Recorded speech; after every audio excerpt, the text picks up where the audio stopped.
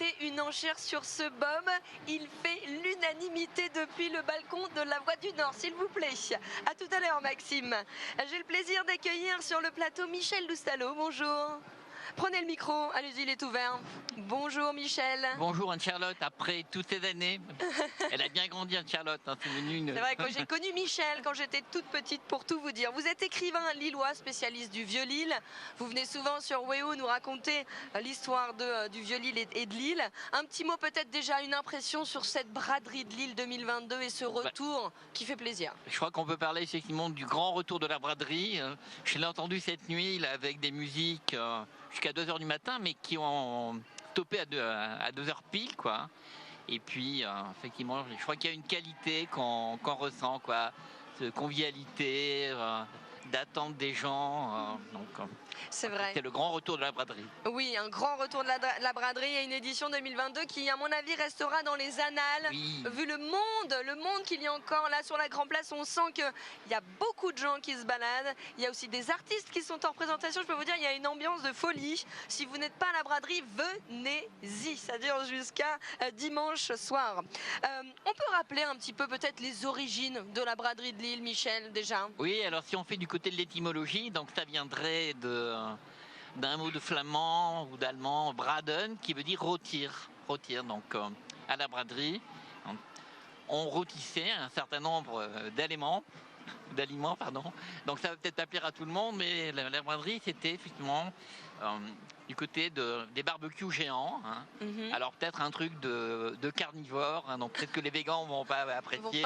Peut-être un truc de mec aussi, parce qu'il semblerait que le rôtissage et les barbecues soient plutôt masculins, d'après ce qu'on peut entendre, mais les gens en fait rôtissaient essentiellement des poulets et aussi en fait des poissons.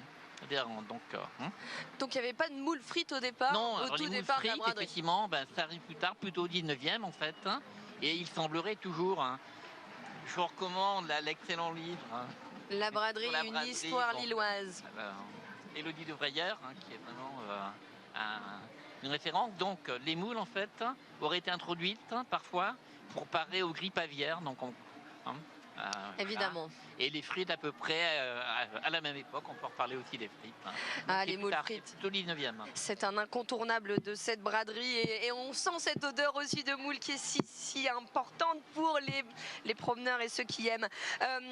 On l'a vu sur ces affiches, elle revient, la braderie de Lille revient. Pourquoi? Parce que 2 années d'absence. Il n'y en a pas eu que 2 années d'absence pour cette braderie. Non, il y en a eu d'autres, mais il y a eu aussi les années post-attentat où la braderie était extrêmement limitée, cadrée. On avait des hélicos qui tournaient, hein, vous voyez, donc c'était une atmosphère quand même de drame hein, qui était pesante hein, sur un périmètre réduit, donc on a eu ça. Et puis, bon, on a eu aussi des années difficiles. Hein. La braderie noyée, comme ça a failli l'être avant-hier, vous voyez, 2011, hein, des trombes d'eau s'abattent sur la braderie. Braderie annulée, voilà, etc. Donc ça avait été annoncé, etc. Mais quand vous êtes installé à brader, vous n'avez pas envie de remballer tout de suite. Hein. Non. Et donc, une braderie noyée, on a eu ça. Et puis, il y a eu également d'autres années difficiles. Hein. On pourrait penser aux années de guerre. Hein. Tant la première que la deuxième, hein, et tout simplement parce que, entre autres, l'occupant réquisitionnait toutes les matières premières, donc avec les matelas, on disait des uniformes, etc. Donc les gens n'avaient pas grand-chose à vendre en fait. Bon, on aime en tout cas sur WEO vous plonger dans l'histoire de la région, de la braderie. On va ouvrir l'album. On va revenir sur une année spécifique, l'année 2000. Petit retour en arrière, au moment où les bonnes affaires, figurez-vous, se faisaient encore en francs. On ne sait pas qui de la pluie ou des chanteurs ont sévi aujourd'hui les premiers. Ce qui est sûr, c'est que les 2 millions de bradeux, c'est comme ça qu'on les appelle, en subissent les effets conjugués. Depuis 15 heures, la braderie de Lille est officiellement ouverte et des milliers d'articles changent de main, le plus souvent pour le simple plaisir d'une petite négociation. J'ai pas pu négocier, hein. Oh, 450 balles, 300 balles, c'est pas négocié ça? Vu le stress que ça occasionne, parce qu'il faut toujours venir 2-3 jours avant, voire 3 ou 4 pour bloquer sa place, je me dis toujours que je vais reporter, que je vais plus revenir l'année d'après, quoi, mais c'est pas possible, quoi. On a ça dans les tripes et puis il est difficile en fait de s'en passer, quoi. Dans la braderie, on trouve de tout. Les fonds de stock des commerçants et des brocanteurs, mais aussi et surtout les fonds de grenier des Lillois, qu'ils étalent à même le sol. La plupart de ces objets vont changer de main plusieurs fois pendant le week-end. Ensuite, ils attendront souvent dans un placard la prochaine braderie. Voilà, vous connaissez ça? C'est une boîte à gants, pour des gants. Et c'est Louis-Philippe 1830. Ouais. On fait des bonnes affaires alors ici? Ah oui, évidemment, c'est pour ça qu'on arrive. Hein. Nous, on est des vrais bradeux. Dans le Nord, il n'y en a plus beaucoup, à Lille encore moins, mais nous, on brade. C'est-à-dire que rien ne se vend au-dessus de 10 francs. Au-dessus de 10 francs, c'est du vol. La braderie, c'est aussi la plus grande hécatombe mondiale pour les mollusques. Ce restaurant à lui seul en a commandé 8 tonnes, des moules avec des frites, une petite bière, programme non-stop jusque demain soir.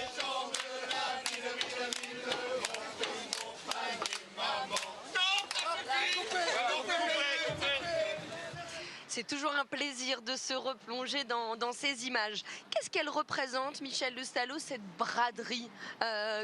Pourquoi autant d'affluence? Pourquoi autant de gens finalement? Et pourquoi elle nous manque quand elle n'a pas lieu, parce que bien sûr. elle nous a beaucoup manqué. Alors, dans la braderie, en fait, il y a un côté ludique.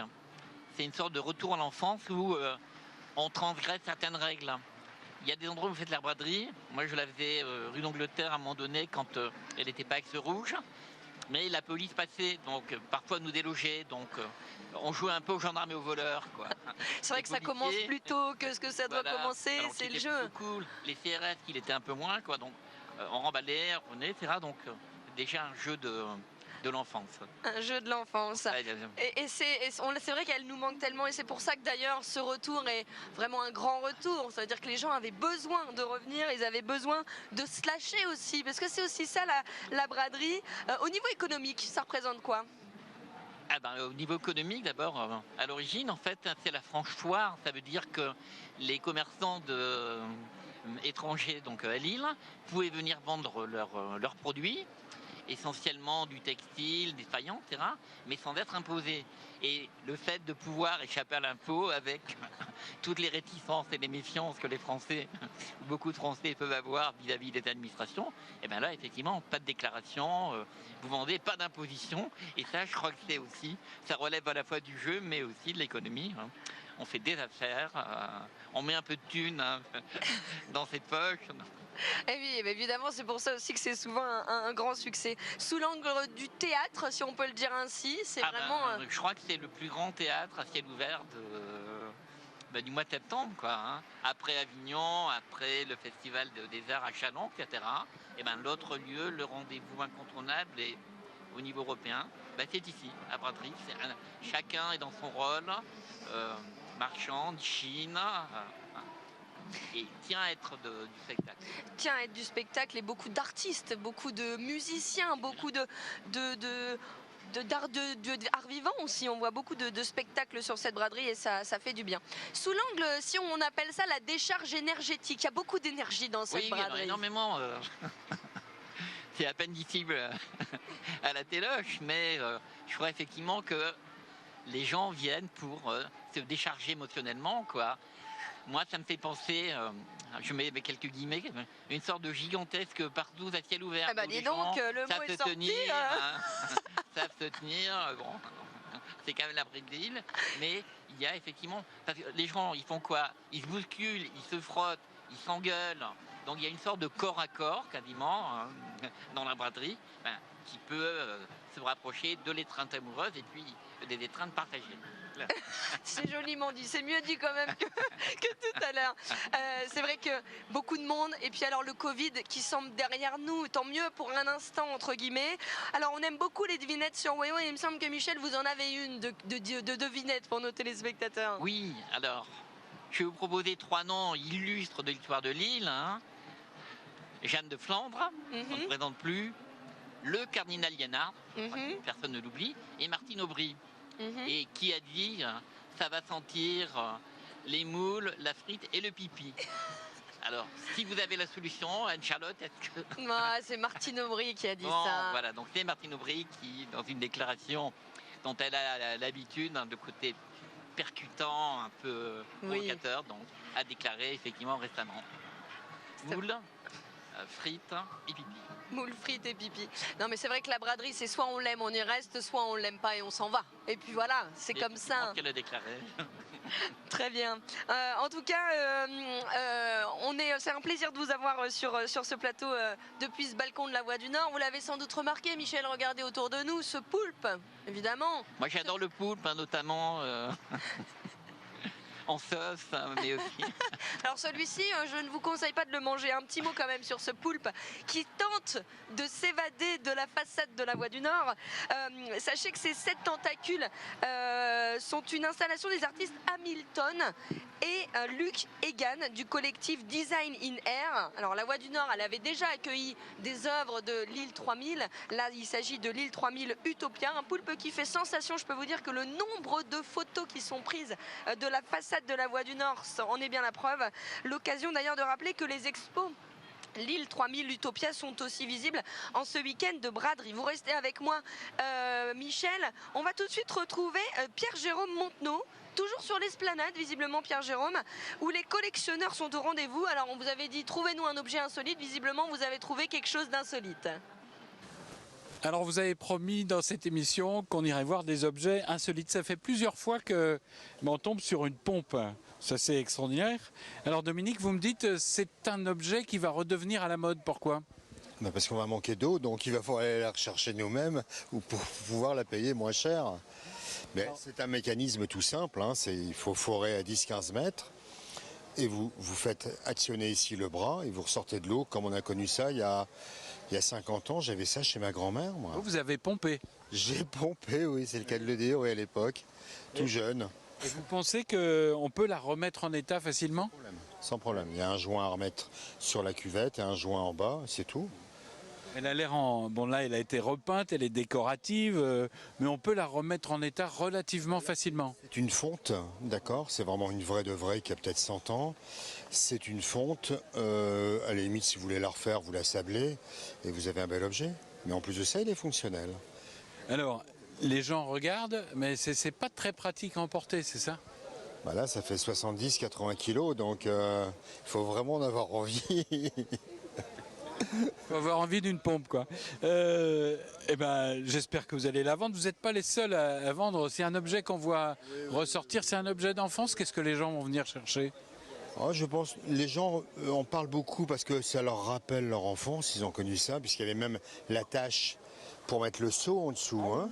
D'accord ? On met le seau. Et puis il y en a certains qui sont intéressés. Et j'ai même des gens d'origine africaine qui sont très intéressés. Ça, chez eux, c'est l'utilisation quotidienne. Hein. C'est les mêmes principes, là, le même système. Hein. Alors, vous commercialisez la pompe à combien, alors ? 150 ? 150, oui. Allez, 120. Tout de suite, alors.